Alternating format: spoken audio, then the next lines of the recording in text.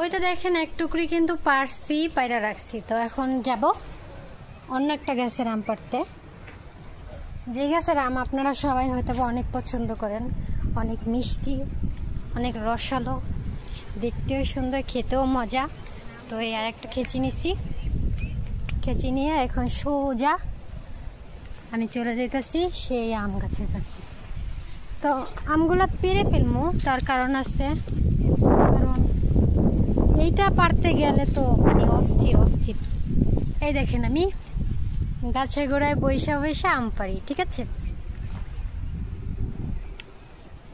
এই যে দেখেন, এই দেখেন কি কষ, দেখছেন কত সুন্দর, তাই না? সবাই বলেন মাশাআল্লাহ।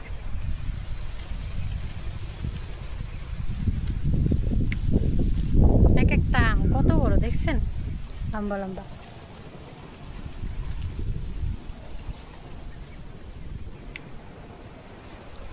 মাশাআল্লাহ অনেক সুন্দর আম হয়েছে এই গাছটাতে।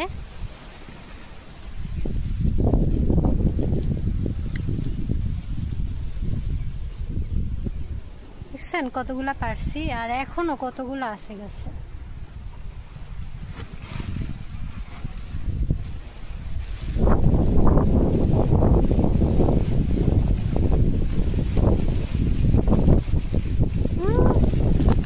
ও বাতাস রে, বাতাসে আমারে শুদ্ধ উড়াই নিয়ে যায়।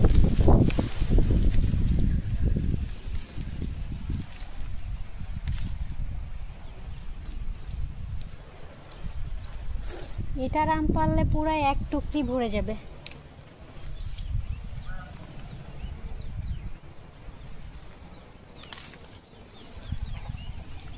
মাশাআল্লাহ অনেক সুন্দর ফসল হয়েছে গাছে, ফল।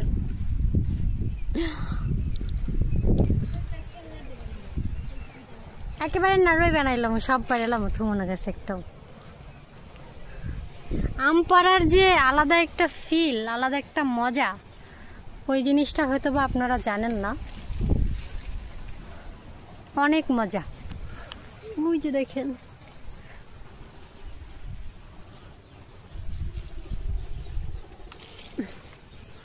মাশাআল্লাহ। ও আল্লাহ গো, এই দেখেন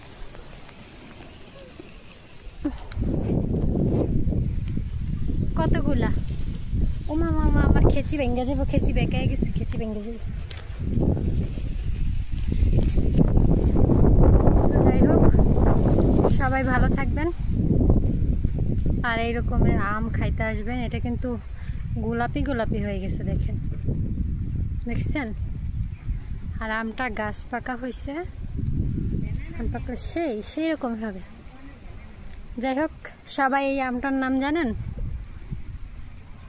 ব্যানানা ম্যাঙ্গো।